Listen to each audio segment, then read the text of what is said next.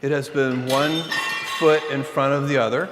And I think that that is true for most businesses, where you kind of proceed adaptively. It's step by step. You figure it out. You have a success, and then you kind of double down on that success, and you figure out what else you can do, what customers want. Everything we've done and all the success we have is at its root primarily due to the fact that we have put customers first. Customers are always dissatisfied.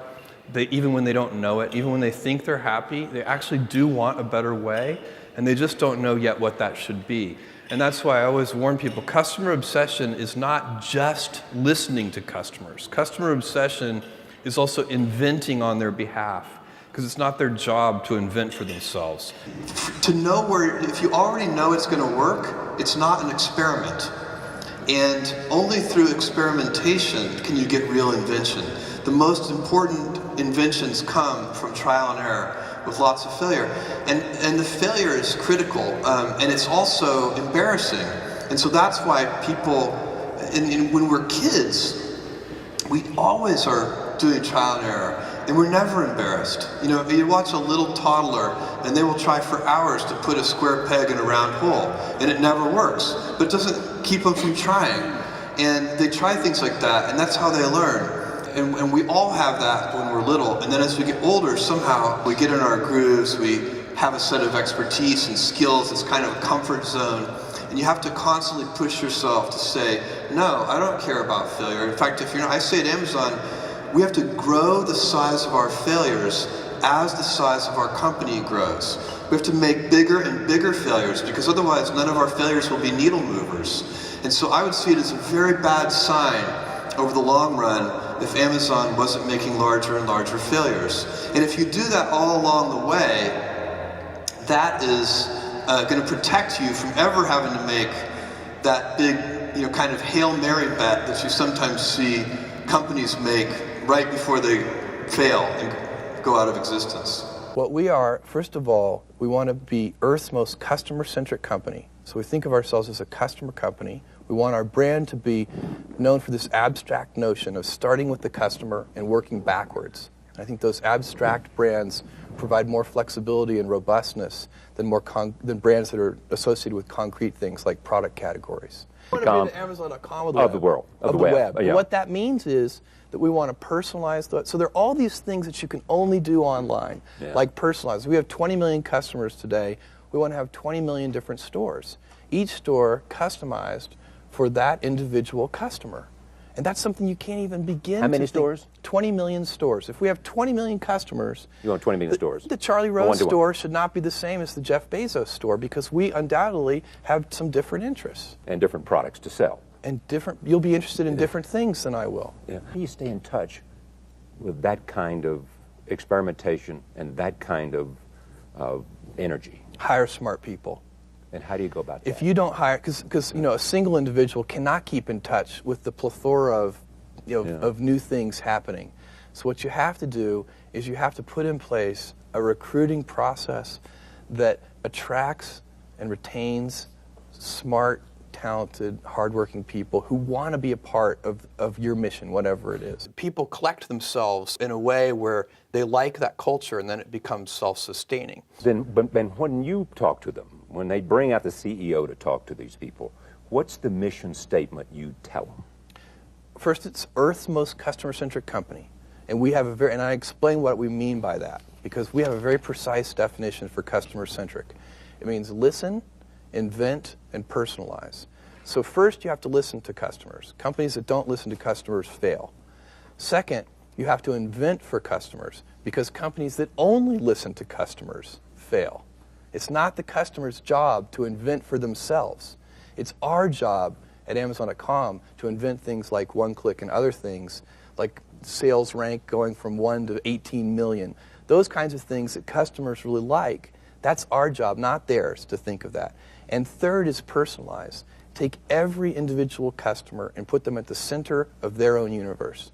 And then, when we talk about Earth's most customer-centric company, we mean that in a very broad way. This is bigger than Amazon.com. What we want to do is sort of uplift the worldwide standards for customer service and customer centricity. So this is sort of like Sony, born right after World War II, is a company that set out, if you go and look at their early mission statement, it was not to be known for quality. It was to make Japan known for quality, not Sony, Japan. And that's sort of what we want to do. We want to do something bigger than Amazon.com. To make what? Well, define it for me. It would be that that we set a new example for customer service and customer centricity that other companies look at, admire, and want to emulate. And that is a mission that people can get excited about. I've talked to a lot of people who have created great companies. Most of them believe, at least in conversation with me, that if they had to start over, they could do it again. Well, so first of all, I believe that as hard as we have worked at Amazon.com, and I'm talking about all 7,000 of us, we have also been incredibly lucky. So I believe that because of timing, or because timing is the main thing. There are lots of things that we even decisions we made that were the wrong decision that somehow miraculously worked out anyway. Yeah. So I believe that all startup companies require huge amounts of luck. So certainly if you don't work hard and if you don't have a good plan, no amount of luck will save you. Yeah. But there are lots of companies that work hard, lots of companies with smart folks, and lots of them don't succeed. When did this dream start for you? I don't really remember the exact day or anything, but when I was in college is when I started thinking about wanting to be an entrepreneur someday. So I was not the kid with the lemonade stand. You know, I wasn't one of these kids who was always trying to raise money. I always wanted to be a scientist when I was little. But I'd also always loved computers. I was lucky because at my age this is unusual to have access to a mainframe computer from my elementary school when I was in 4th grade, and quickly learned that there was a pre-programmed Star Trek game on that computer, and then I never did anything except play Star Trek with the computer. So I don't know how formative that was. It certainly helped my Star Trek knowledge considerably. But I've always loved computers. Somewhere in college, I started watching some of the people who were like setting up, college pizza delivery services, and the kind of the core entrepreneurs, and thinking, this looks like a really fun thing to do. When will this be a profitable company? When will I see in your annual report, bottom line, profitability? So we will tell them, thanks for asking, but we're not going to share that information. Because what we're doing is more important to us in the long-range health of this company. No, that's not. So just to be clear, no one cares more about profitability than Amazon.com. And we're actually putting more focus on it today internally than we did a year ago. Why? The reason is that the scale of our business is such. So now, we have annualized revenues of about $2.5 billion a year. Let me give you, that means that if you can make a 1% improvement in efficiency, and believe me, we have these little 1% improvements laying all over the place to be picked up. It's an opportunity. And if you make a 1% improvement, that's $25 million to the bottom line. If you had a company with a few $1,000s in annual revenue, or $1 million, or $10 million, to spend any time at all on trying to get that 1% improvement in efficiency would be crazy. You should be spending that time trying to get more revenue so that you have more operating leverage, so that then when you do the operating efficiency improvements. So the simple answer to your question is, so that you get more leverage. The simple answer is, we just have such a big company now in terms of revenues that it would be irresponsible not to focus on efficiency. What do you say to them? If they say, give us some free advice, Jeff. You're coming down the road, and we know how fast you're going. So and the we know physical what you're stores? doing. Yeah. Well, the first thing I would say is we're talking about 15%, not 100%. Yeah. So I think even over 10 plus years. The second thing I would say is figure out what your strengths are and emphasize those. One of the things I do think you see is companies that are great in the physical world spending too much time, energy, and attention online. And I think, they should have a certain amount of skepticism when I say this, because of course I'd like them not to do that. Yeah. But I really do believe it's the truth, right? I really do believe that they could, that if you have, let's say you have two big competitors in the physical world, and one of them decides to go whole hog for the internet, and the other one says, what we're going to do is we're going to just try to get a bigger piece of that 85% and really focus on our physical world business while our competitor is distracted. I actually think that would be a very good strategy, and it's what I might do if I were in their position. Are you serious? Yeah. So you'd say to Barnes & Noble and Borders, forget this online stuff and just take care of your own business. Well, I would certainly say that. But I actually do believe that the skill sets are so different. You know, I've always but that's said a different reason they can't acquire the skills. they can acquire them, but slowly. And meanwhile, if they had, right now they're not getting hurt very much because I think all of the you know, if you take a segment like books, you know, I think Borders and Barnes & Noble are equally distracted with online. Yeah. But I'd say if one of them had decided to just focus on their physical world business while the other one was distracted with online, that could have been a tactical advantage. So you're saying Barnes & Noble, for example, probably by so focusing and looking what to do to your challenge and getting online, probably lost some...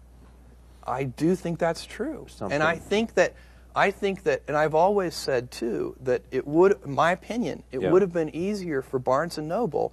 And by the way, I picked them because they're a great physical world retailer. Yeah. And they know a lot about how to sell books. They do a fantastic job, probably one of the best physical world retailers. You compare them to the electronics guys, who I love to compete with because I think they're terrible. Yeah, exactly. But Barnes & Noble's always done a great job, but I think it would have been easier for them to open a new chain of hardware stores than it was to sell books. They could have found a better place to spend their energy and time and money. Because the two businesses are actually so similar. We won't be going for new financing in 2001. We don't need to. We've always said that we reserve the right to in the case of, you know, that we may want to increase the strength of the balance sheet or for strategic reasons. We always reserve our flexibility, but we've said we don't need to. So we're not going to be running out of money anytime soon. No. All right. The other question that comes up is in terms of this profitability thing that everybody, inevitably, if you talk to you have to ask. It is, you have already pinpointed the last quarter of the year 2001, right? And that is or is not taking and counting the interest that you have to pay on the money you borrowed. Not counting the interest. So this is a first step for us. What we've set as a goal is a pro forma operating profit this Q4. And so the operating versus net. So a net profit would include the interest expense. An operating profit does not. So you have an operating profit at the end of this year. That's what we're going for. It's a goal, or are you pretty sure about this? Well, we resisted for 5 years answering that question. So we have a high degree of confidence, but at the same time, whenever I say that, I always tell people that there are no guarantees. There's a lot of work to be done between now and then, but we're on track. What startup companies do is they take their precious early capital dollars and systematically eliminate risks. That's what they do, the successful ones. Now, what we worry about now is that we don't do our job. And I'll tell you, one of the things in this period that I kind of like is that it's a lot easier in the year 2001 for Amazon.com as a company to be humble, working our butts off, than it was in 1999 when the world believed we couldn't lose. We're a company, you know, it's kind of handy to be an underdog. It's also very important when planning a business like this, I think, to sort of look at what is the brand promise that you're going to make to customers. And the brand promise that you make has to actually coincide and very, very closely with the things that you can deliver. Kind of an important but sometimes overlooked component, I think. And in our case, that led to the name of Amazon.com, Earth's biggest river, Earth's biggest bookstore. And we wanted to use this large selection to be able to build an authoritative store. Authoritative means a few things: authoritative selection, authoritative prices, and authoritative information about books so that you can make a purchase decision. And the internet allowed us to do all of those things. We could have more selection. We could also have lower prices because we don't have to have retail real estate in high traffic areas. That's very expensive. Inventorying books in those spaces is very expensive. We get to inventory our books in very low cost warehouse space. It's also possible to have more information online about products than you could ever have in a physical shopping environment. So you can really build an authoritative store. So we opened the store in July of 1995, almost 3 years ago now, after doing about a year of software development.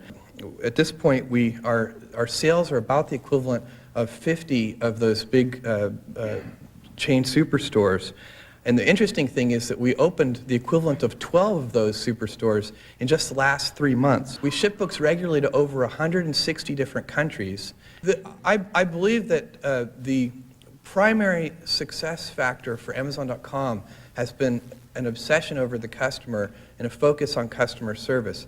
This is clearly important in any business, but especially important online. And the reason for this is that word of mouth is incredibly powerful online. If you make a customer unhappy on the internet, they won't tell 5 friends. They will tell 5,000 friends. Likewise, of course, if you can make a customer happy by meeting or exceeding their expectations, they can also tell 5,000 people and therefore, be evangelists for you. They can use the internet as a megaphone. So it's very important to do the things that you actually are going to claim to do. And what this means basically is the balance of power has shifted away from the merchant and toward the consumer, which is a great thing, I think, for everybody involved.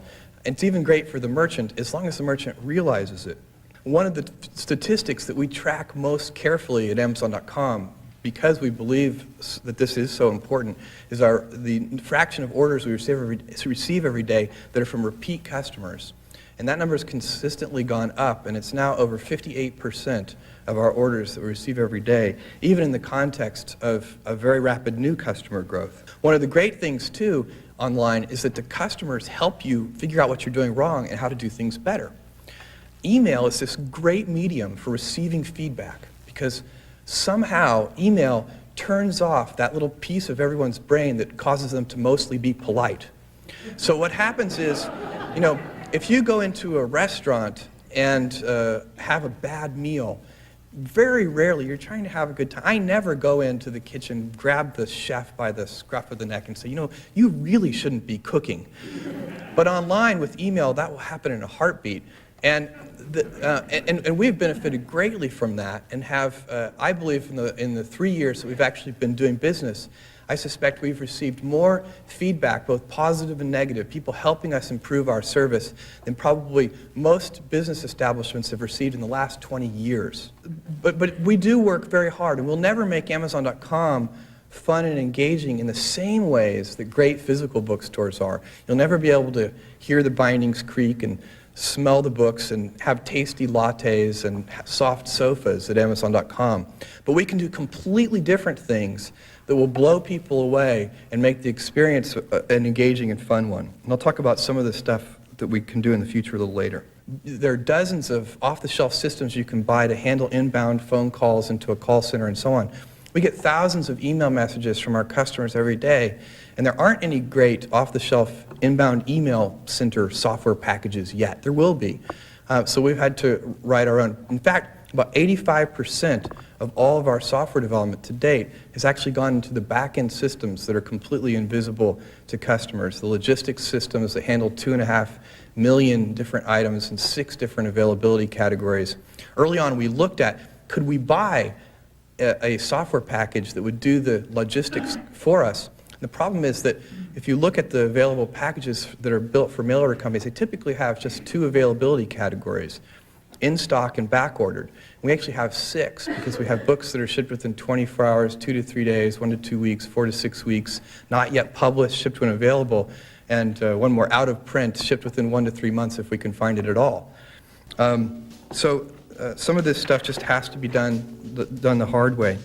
And when you look at a magazine today, most of the ads are .com ads. When you look at television, increasing number are. That won't be true anymore. So because they have no money, or yes. So in the fourth, there was a very irrational set of behaviors in 1999. Yeah. There were companies who would raise $60 million. There were lots of rational companies too. Yeah. Okay, but there were lots of irrational ones, and they would raise $60 million in venture capital and spend half of their cash on in marketing. A single quarter. Yeah, right. Or a single ad in the Super Bowl or something. That's right. Yeah. And that is, so the way the market works, the market learns and then the market teaches. And what the market learned in Q4 of '99 is you cannot build a well-recognized national brand for $30 million spent in a single quarter. It actually takes years and hundreds of millions. I'm here to tell you that's true. You don't get it overnight. Yes?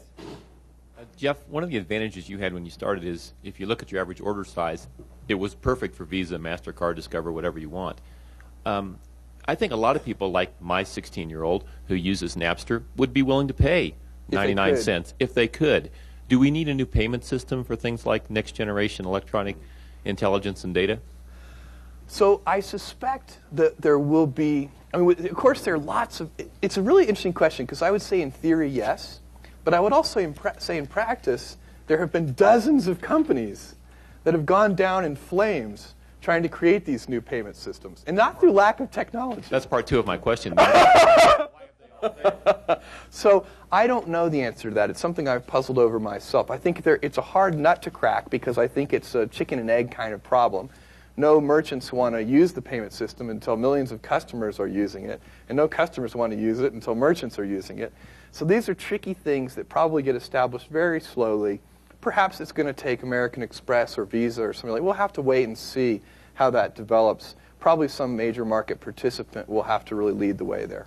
Well, I think it's different in all the categories. So there are different ways of thinking about competitors. There are competitors that we learn from, and those tend to be other online companies that we can try to see, how are they servicing their customers? What are they doing right? What are they doing wrong? How can we learn from that? And then there are competitors who have customers. So those are usually physical world companies. So when we look at, where our next, 10 million customers are going to come from, they're not going to come from other online companies because those companies today are too small to really provide that kind of customer base. They're going to come from the physical world. So most of the time I would say we look at the physical companies. We have a tradition at Amazon.com which I think is very healthy, and I'm a broken record on this inside the company, of asking people to be terrified not of our competitors but of our customers, because and trying to be a customer-obsessed company as opposed to a competitor-obsessed company. And what we love is if we're heads down focused on our customers and our competitors are heads down focused on us. That's our preferred state of the world. What percentage of your sales come from outside the United States? 22%. And what do you think the possibilities of that growth is? 5 years from now, it'll be 50% or 60%? Well, I don't want to attach a time frame to it, but I think that over a long period of time, it may be 50% outside the U.S. Doesn't it make you feel like this when you think about all those people in China? That's one step at a time. Yes. What's the next really big thing that's not incremental in a planet where everybody's connected to everybody? Well, so first of all, I think there are some amazing inventions to be made in this world that I think will shock people. And some of those we've already got on the drawing board and are working on, and they'll roll out over the next couple of years. So the mission we have, which is at the top level, the one thing that I think won't change, 10 years from now, 20 years from now, is Earth's most customer-centric company. That's what we're trying to do. Within that, we have a vision, which is to build a place where people can come to find and discover anything that they might want to buy online. That doesn't mean we're going to sell all those things ourselves directly, but it does mean we're going to help people find them. And we've put a lot of effort into personalization tools, search tools, different kinds of discovery tools that help people find products and products find people, which is something you can really only do effectively online. Charlie, one of the reasons that we have expanded into these new categories is because our customers have asked us to do it. And you can have a brand name which stands for a particular product category, but in my opinion, that brand will not be as valuable and robust as a brand which stands for something more abstract. So I would claim that the best brands in the world don't stand for a product category. They stand for something at a higher level. In our case, what we want Amazon to stand for is starting with the customer and working backwards. So that limits us. For example, when we do things, we have to have some twist. There has to be some innovation. There has to be something where customers are saying, yeah, that's what I would expect from Amazon, that they're doing this in a way, an Amazonian way. But it doesn't limit you to books. Okay, but then it does limit you to make choices. Indeed. Absolutely. And why PC and why not cars? Well, we've talked about cars before. But just take PC, because to the uninitiated eye, business that's oversaturated, it's a business that's very competitive, and it's a business that's on the downside rather than the upside. Right. So why do we want to be in that business? Well, that's a good question. And just for clarification, this is more about how do we choose product categories from a business point of view, rather than will customers assume that that business fits into our brand name. Looking at what the experience you've had over the last 3 years, just take 3 years or the couple of years, was part of the business plan simply to grow faster? Would you change it in hindsight? I don't think so. I mean, I think we have, for the most part, made the right set of trade-offs. One of the things that you have to know about e-commerce is that it's a scale business. What that means is that it's very, very difficult to be a small or medium-sized e-commerce company. As many have found out. As many are finding out. Yeah. So the difficulty there is because they're big fixed cost investments. So you have to write a bunch of software, and it's just as expensive to write that software if 10 customers use it as it is if 20 million customers. Some say that the core competency you have is the best software around. Well, I certainly think that is one of our core competencies, and perhaps even one of our most important. I think the brand name that we've developed over the years would clearly be another. Right. I think the customer base that we have would be another asset that we've developed over the years. I think there are several, but certainly the e-commerce software that powers Amazon is the only demonstrated e-commerce software in the world at that scale. So there really aren't other e-retailers doing that volume of transactions. And it's difficult to build software that scales and is feature-rich. So, you know, it's really, that's been one of our, I think one of the key ways we've built our reputation. And people see the front end, they see the website. I'll tell you, the majority of our effort has gone into the software systems on the back end that do customer service, that let customers do self-service, distribution and fulfillment, the logistics, control. That sorting nightmare, which we actually love. We like things to be hard because then you can get competitive advantage from it. Biggest mistake you've made so far? Well, I think the biggest mistake that we've made is a couple of years ago we started investing in a series of smaller and medium-sized e-commerce companies. And of all the companies that perhaps, in hindsight at least, could have known better, probably us, because we did know that the fixed costs of this business were high.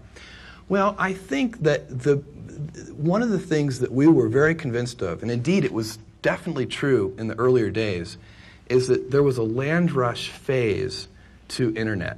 And so when we saw product categories that we thought were important to our future, but they weren't the ones we were going to do first. So these were things we wanted to do at some point. You can take any of the, pets.com, the wine.com. There were a bunch of things that we were invested in that didn't work out.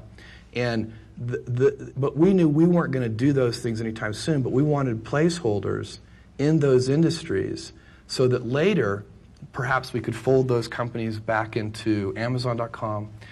So that was driven by a mentality which was a land rush mentality. As Andy Grove has told countless audiences to be paranoid, and it pays to be humble and paranoid. Hard to be actually paranoid enough if you're not humble. And we were very worried about what what Barnes & Noble would be able to do with their purchasing power and their brand name. We decided instantly that we weren't going to let the purchasing power get in the way. So we were going to fund any purchasing power difference. So we would have the same prices no matter if our margins were lower. And then we would adopt a strategy of get big fast so that we could eventually level the playing field in terms of purchasing power. And that became a consistent focus of ours that we've articulated now to Wall Street and everybody else.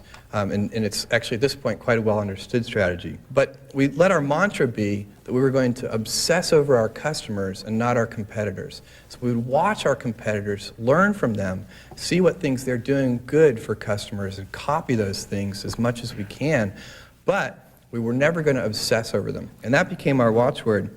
And it's actually worked very well. Since Barnes & Noble launched their site, we've gone from having a revenue run rate of about $60 million a year to a revenue run rate of having $260 million a year. And I am convinced that there are two things. A company like Amazon.com can only compete against a much larger company if you really do offer a better service. We know by anecdotal evidence, focus groups, and quantitative research that there are three things that are important to our customers: selection, ease of use and convenience, and price.